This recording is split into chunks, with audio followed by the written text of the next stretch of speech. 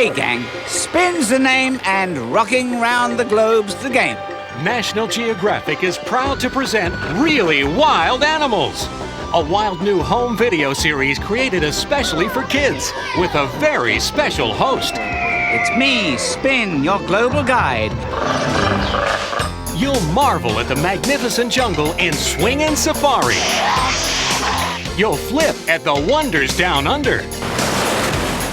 And you'll make a big splash with some fishy friends in Deep Sea Dive. Just listen to what the critics are saying. Magnificent footage, songs, and information. Everything you'd expect and more. Kid-friendly to the extreme. It's also supremely educational. The videos entertain and quench the curiosity of young explorers. And grab your gear for even more adventures. It's hot, it's green, it's raining. It's the totally tropical rainforest, and you are there for the action. Take a walk on the wild side with the animals of amazing North America.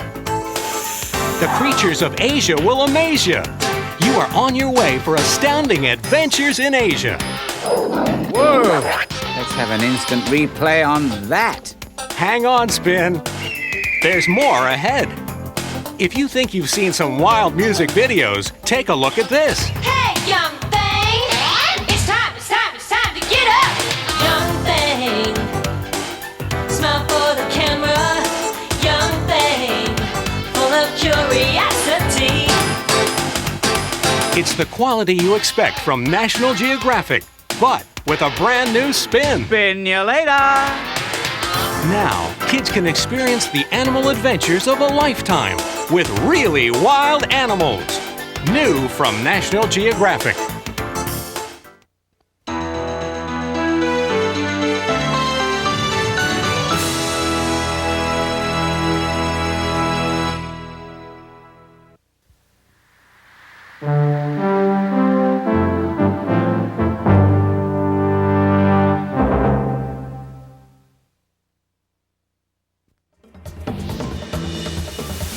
Hey, all you really wild animals out there. Have you ever wondered why are monkeys such good swingers? What animals related to both the horse and the rhino? How dangerous is a piranha? Does Polly really want a cracker? And what the heck is a Watson? Well, the answers are coming at you, so hang on. It's National Geographic's Really Wild Animals.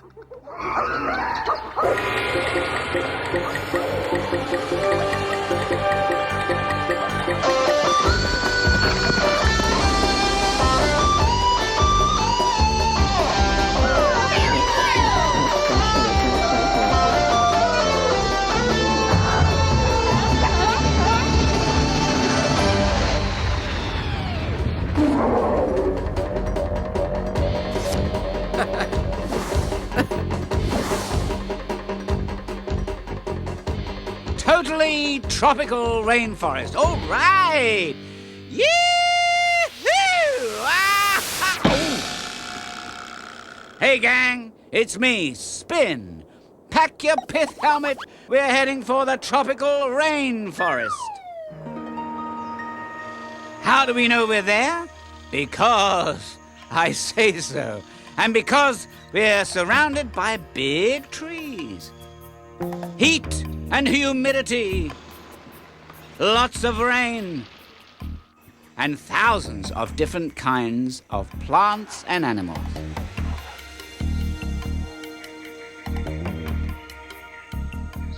Yep, it's a tropical rainforest, all right. One of my favorite places to hang. What a wild and crazy place. So many neighbors taking up space. Move over, I need a little space of my own. Yeah. Up in the canopy, they're having a bash. The mid-layers getting hit with the trash. We're all different, but we share this rainy home. It's the greenhouse, the greenhouse.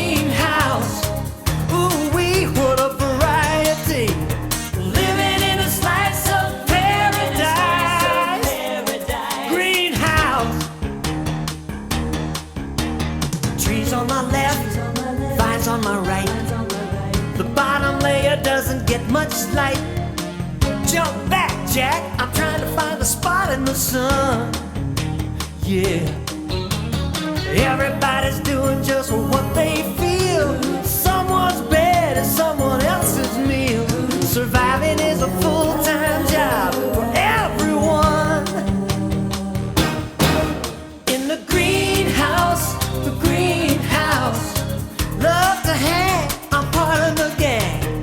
Living in a slice of paradise.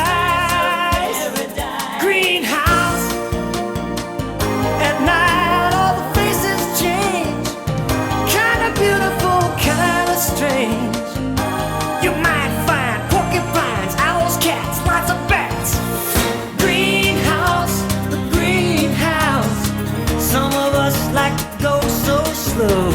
Living in a slice of paradise. We're living in the big greenhouse. Greenhouse.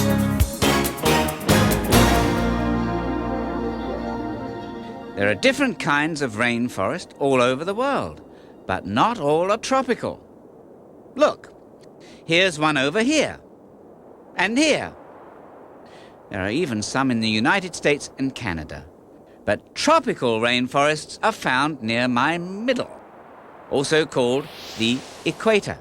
And that's where we are, the tropical rainforests of Central and South America. Do you want to see where they are?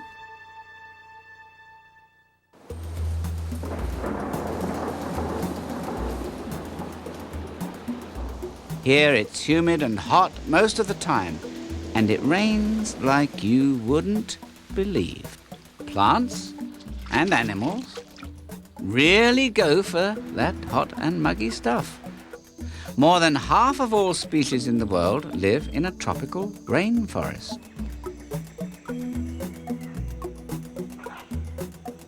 All rainforests have another thing in common. They're divided into levels, formed by trees and other vegetation, where different animals hang out. Where's that chart? Here, I'll show you. The name of the rainforest game is sunlight.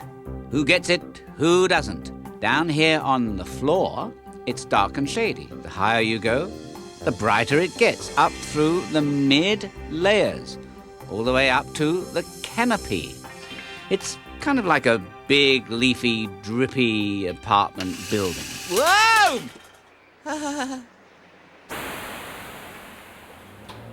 Want to meet the neighbors? Well then, step into my totally tropical elevator and I'll show you around. First stop, ground level.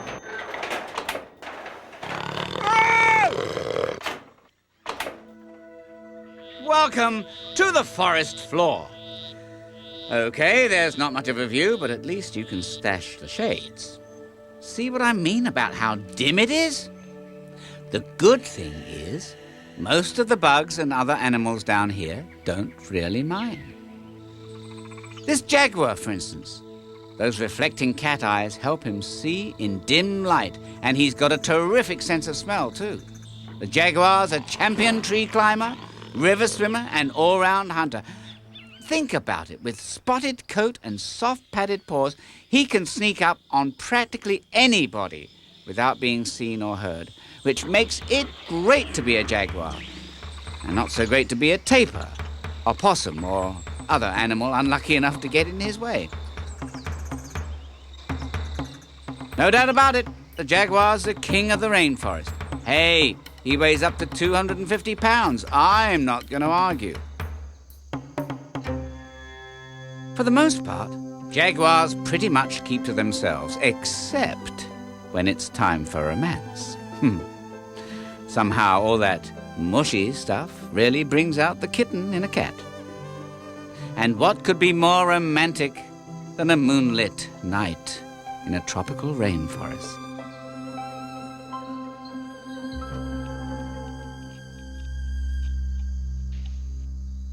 Another hunter who lives on the floor is the terrifying tarantula.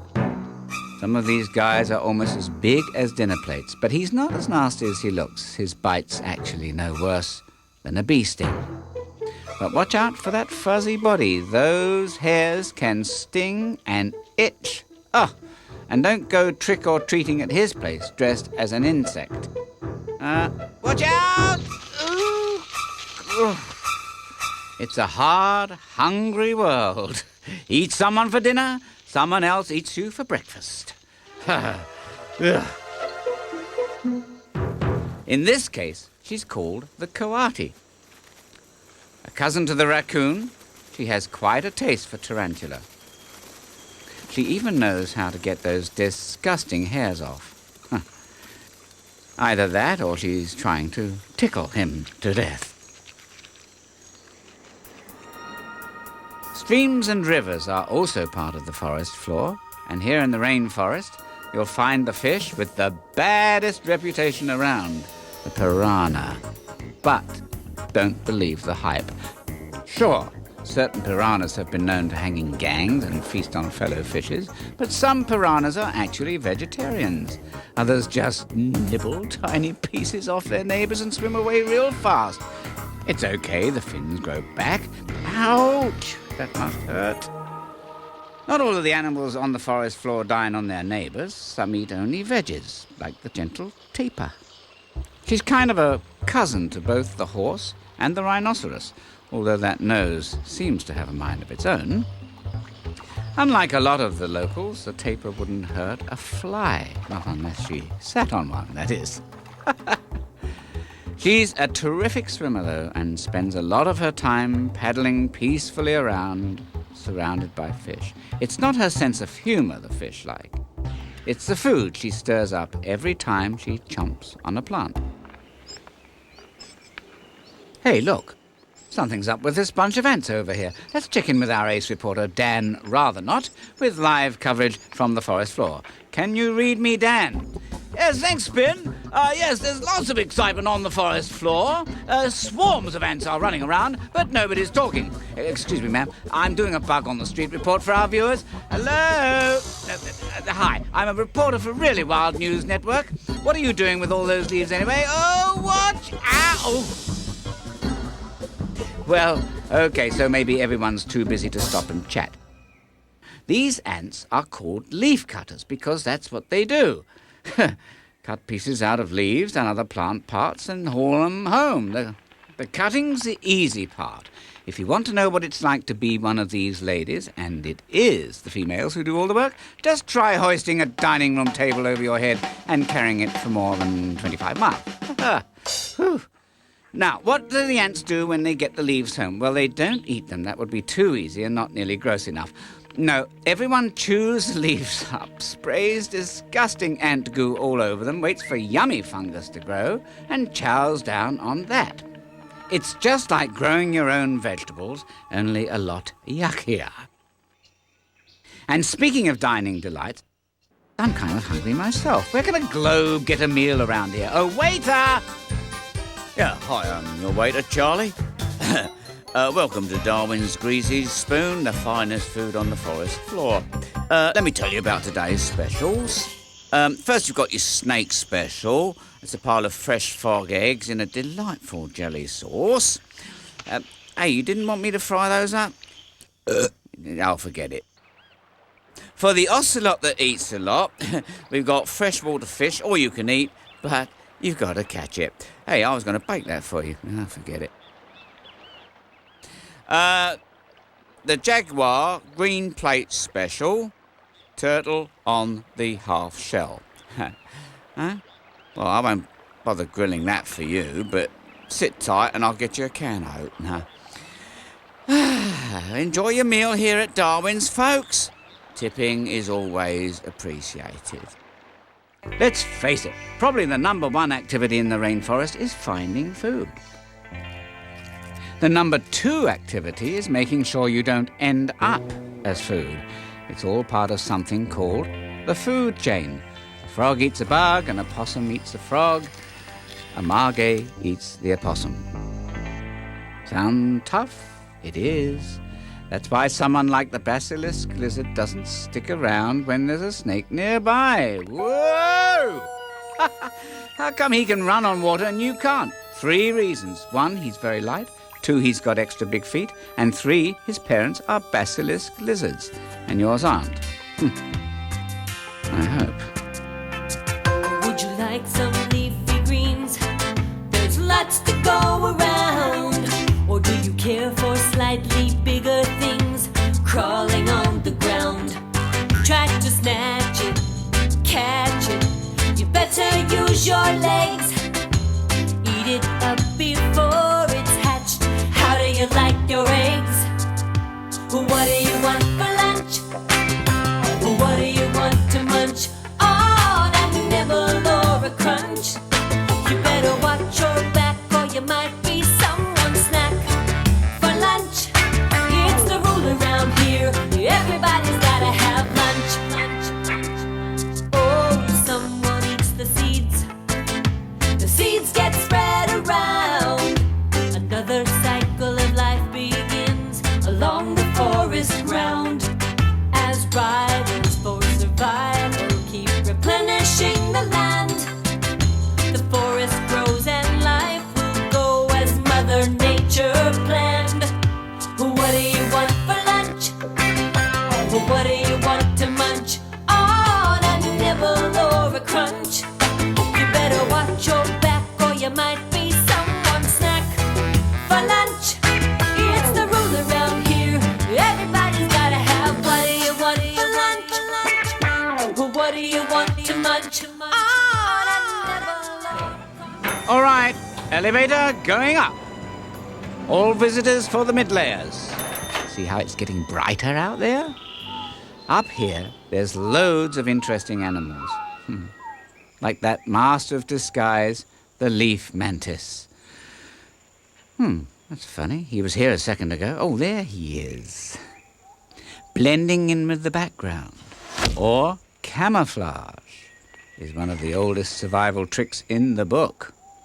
Remember the food chain? If you're not careful, you're somebody's lunch, right? Well, camouflage comes in mighty handy at moments like that. I mean, who wants to eat a stick anyway? Even though there's more light in the mid-layers, some animals just sleep during the day and run around at night. They're called nocturnal animals.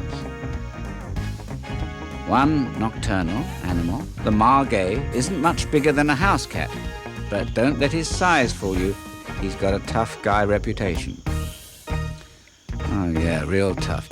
You need your mom to help you beat up a moth? One of the best-known nocturnal animals in the world is this charming fellow, the bat. Hey, do you think fishing is for the birds? It's also for the bats, the fishing bats of Central and South America, that is. Look, Ma, no hands.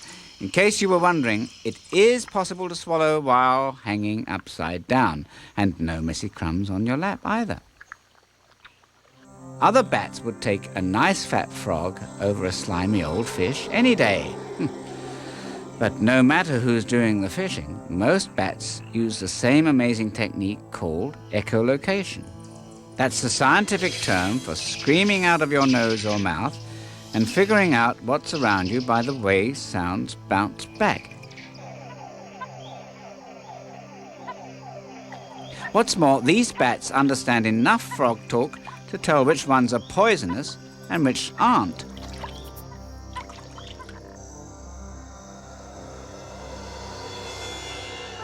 And speaking of bats, here come the vampires.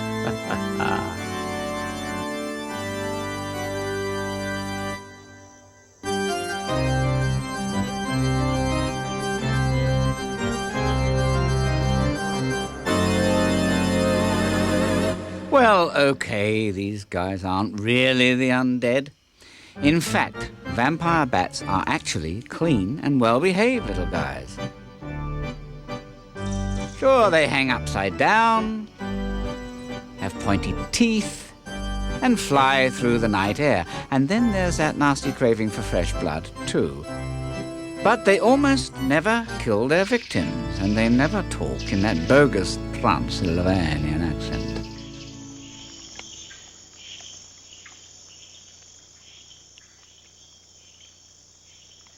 What they do is find an unsuspecting dinner partner, like this farmer's donkey. The bat then licks a small area clean, makes a tiny cut that doesn't even hurt, and settles down for a quiet dinner. Dinner doesn't always stick around, though. Hey, come back with that hoof. Lots of animals are nocturnal, but plants need light.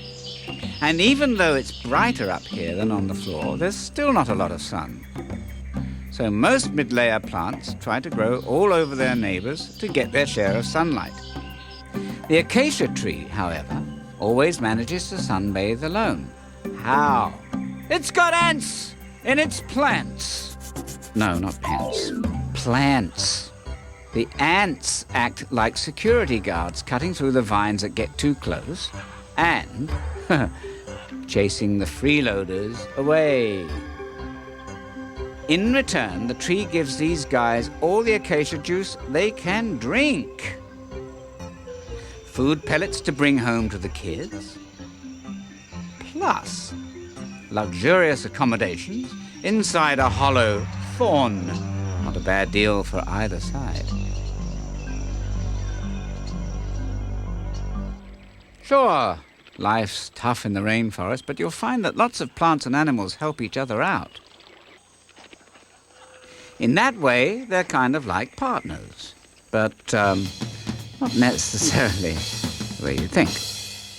We interrupt this program for a weather update from Tropical Trevor. This just in from our weather desk. Today's weather, light rain with periods of heavy downpour. Tomorrow's weather, heavy downpour with periods of light rain. The next day, frequent showers. The day after that, well, unrelenting baths. Our long-range forecast, figure it out yourself. I've got to find some dry socks. Whether you're on the floor or in the mid-layers, there's just no escaping it. Rainforests are called rainforests because it rains most of the time. Some get up to 400 inches of rain in a year. That's as high as a 3-story building. With all that rain, sooner or later the question comes up. Just how wet can you get? Well, it depends. Lots of plants, for example, have shiny, slippery surfaces that act like raincoats. Many leaves also have these pointy little drip tips. This way, rain doesn't build up in a leaf, which could make it soggy and mouldy and foul-smelling and no fun at parties. And if you're a wasp, do you really need all that rain leaking into your nest and soaking the kids? No way! So after a big rainfall, the whole gang gets together, sucks out the rain and spits it out, drop by drop. Of course, lots of rainforest animals and plants really need all that rain. This poison arrow frog, for example. Her 2 babies, called tadpoles, hitch a ride on her back as she hunts out a place to put them. This bromeliad plant looks okay. Yes. Nice and quiet, built-in rainwater cup. And no hungry snakes around. Mom hops in and her kids hop off. But don't worry, she'll be back later with some froggy chow. Hasta la vista, babies. And later to the mid-layers. Elevator up. Last stop, top floor. Everyone out for the canopy. Watch your step. The first one... Oh, whoa! Hey! Oh, come back. You know I lose more caps that way. It's all the wind up here, and look at the sun. Phew! The weather up here changes much more than it does below. That's because there's no shelter from the sun, wind, and rain.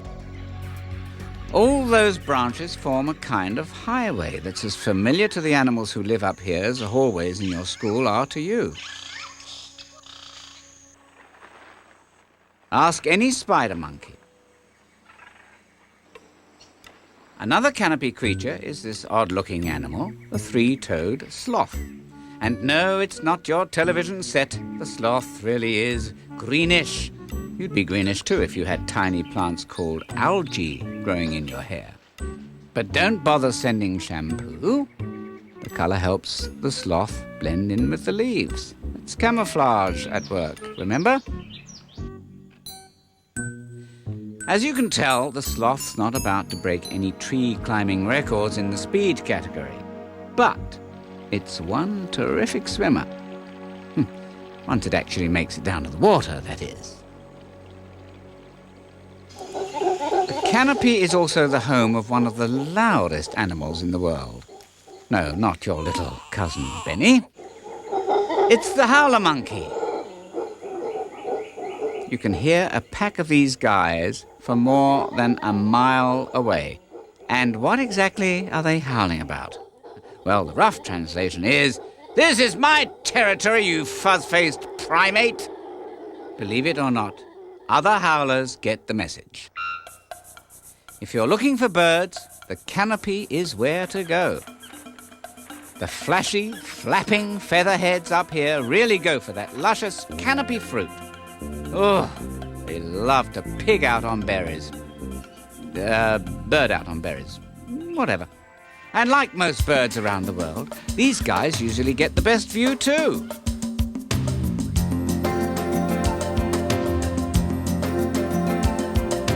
Fly with me.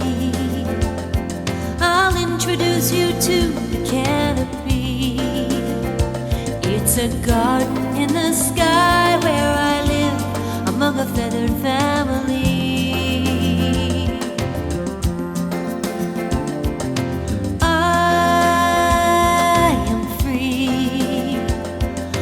Two strong wings to carry me as I soar through the trees, a stream of colors you'll see. Come, I'll share with you my bird's eye view. Cross the deepest green that you've ever seen.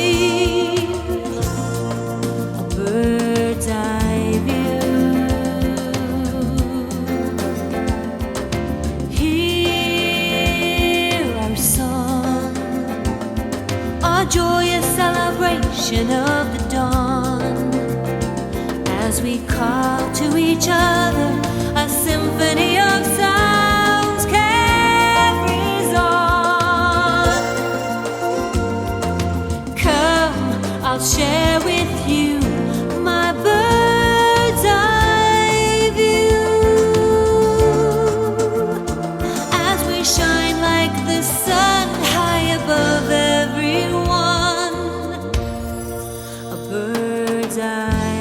Scarlet red, golden hue, velvet green, such a brilliant bird's eye view. Shiny black, clouds of white, earth and brown, oranges oh so bright.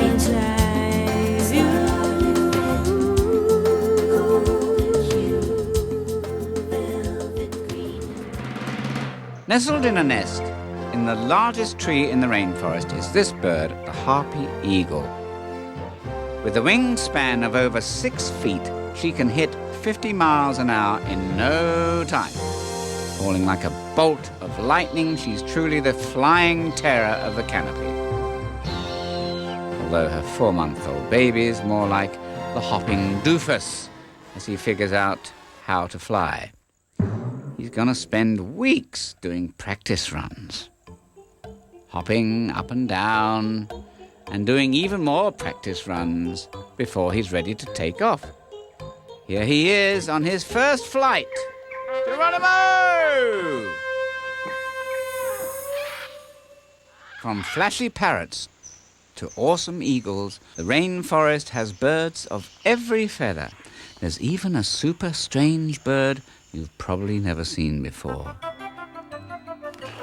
And now Mother Goose, the spinning storyteller, will read to us the tale of the little Watson who wouldn't.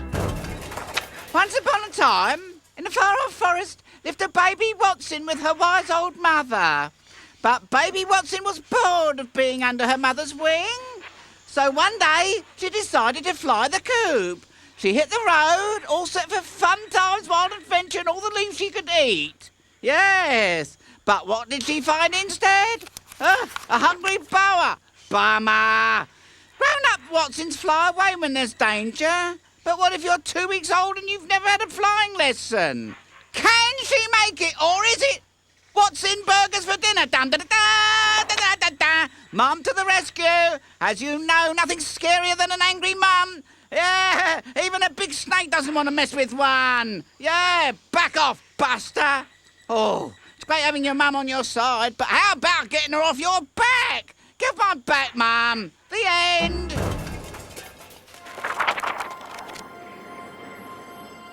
In some tropical forests, there's more living up in the canopy than just birds, bugs, and monkeys. Would you believe there are also fish? You heard me. In special forests in South America, it rains so much that the Amazon River actually floods. For about 4 months a year, the water rises right up to the treetops. You'll find lots of familiar aquarium faces up here, as well as some not-so-familiar ones, like this river dolphin family. And you thought these guys only hung out in SeaWorld? Unlike ocean dolphins, river dolphins can't jump very well, but check out the funky head shape and the way they can bend their necks around. Hard to believe, but these guys have really bad eyesight. But like most bats, they use echolocation to get around. That and the old dolphin rubberneck come in mighty handy when dodging tree branches. Hey, you see this bug?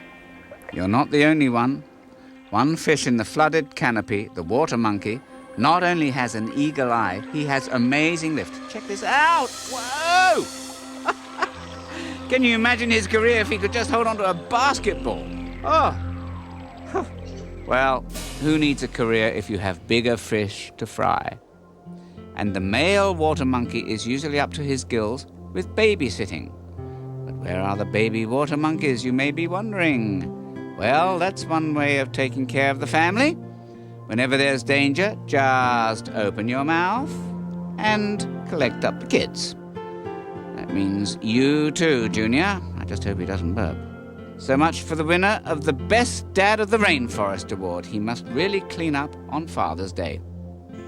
There's a non-fish face up in the flooded canopy you won't forget. It's the Wakari monkey, one of the least known monkeys in South America. And no, he's not embarrassed. That red face may actually be a sign of how healthy he is. The redder, the better.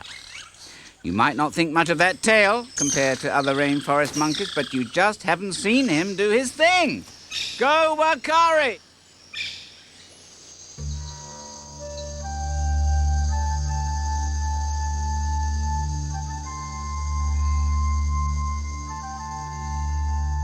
Well, you get the picture. The tropical rainforest is a pretty weird and wonderful place, and about as far away from you as the planet Jupiter, right? Wrong. Because when you think about what we get from them, rainforests are really as close as your supermarket. I'll show you. Bananas, coffee, oranges, cashews, vanilla. These are just a few of the things that first came from the rainforests. And that's not including the gum in your chewing gum, the chocolate in your candy bar, and lots of the important medicines people use every day. If we get so much stuff from rainforests, where would we be without them? That's a really good question, because many of the rainforests in the world are being cut down.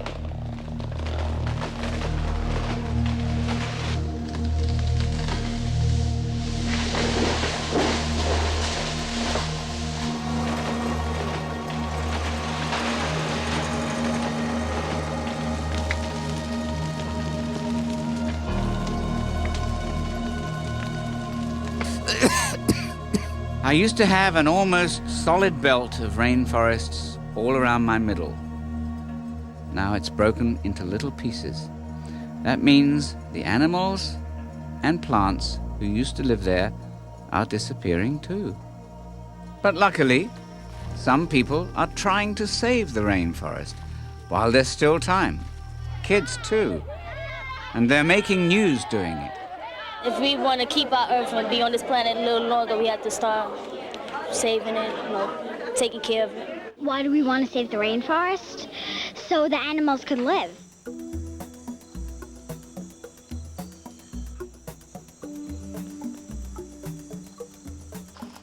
Kids aren't the only ones who care. These scientists in Brazil, for instance, are raising rare golden lion tamarin monkeys and then releasing them back into the rainforest. So this is good news for the cuddly tamarin. But they're just one species out of thousands. Did you know scientists think there may be hundreds of animal and plant species in the rainforest that haven't been discovered yet? For some of them, finding and identifying each one is a full-time job. The tropical rainforest is an unforgettable, unbelievable place and bursting with more wild, weird, and wonderful life than you can imagine. So hey, think it over. If there's one place worth taking care of, don't you think this is it?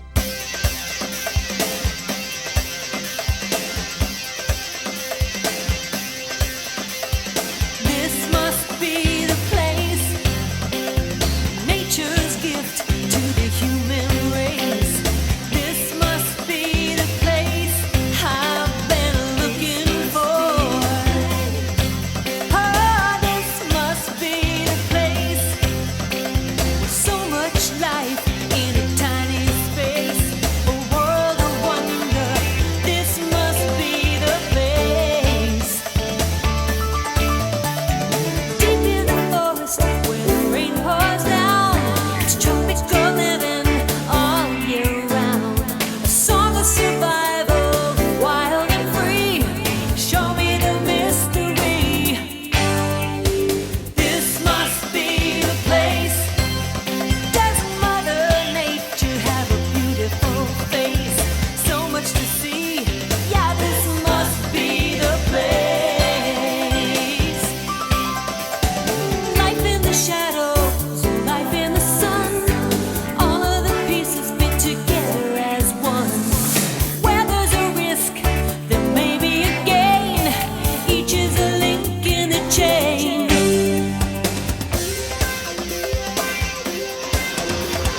This must be the place, nature's gift to the human race. If there's a place worth saving, this must be the place.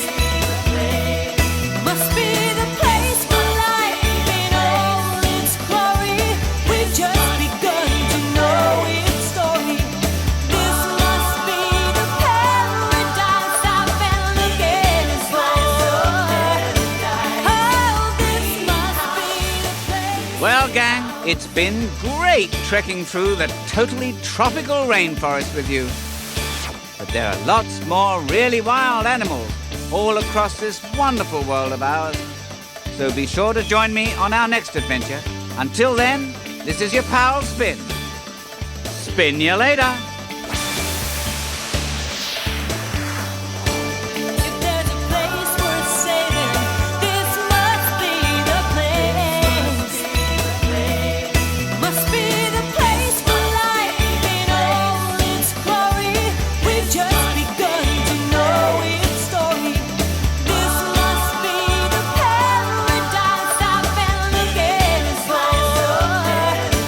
Oh, this must be the place.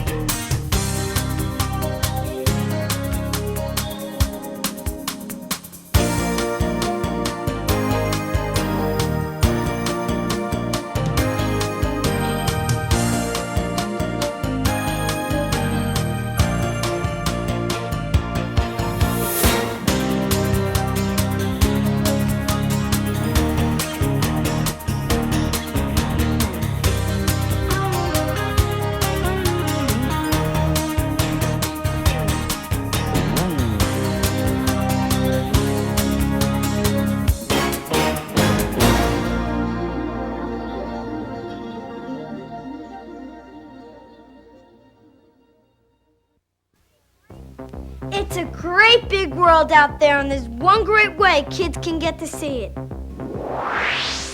Every month with National Geographic World. It's a super magazine just for kids. It's filled with animals, nature, science, adventure, and fun. Plus contests, puzzles, super-sized pullouts, and stories about kids who've done something very special.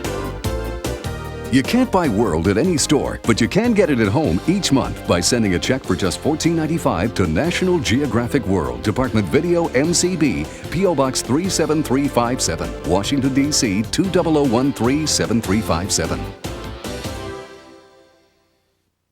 The National Geographic Society does a lot of great things for kids. Also, you can have fun exploring the incredible world of nature, science, and geography. Have you ever wanted to go to the bottom of the sea? Now you can, with National Geographic and the Jason Project, an exciting program that uses interactive TV to take you and your classmates on real scientific explorations. Looking for an adventure closer to home? Our CD-ROM computer library, video discs, and books put excitement from around the world right at your fingertips. And with National Geographic's Kids Network, your school will be online, so you can share your discoveries with kids in classrooms all around the world. Do you know where Mount Erebus is? If you do, you might win a round in the National Geography Bee. State winners go to Washington, D.C. and compete for thousands of dollars in scholarships. And there's lots more. So write down this address and ask your parents or teacher to help you join the fun with National Geographic, where there's a world of excitement waiting just for kids.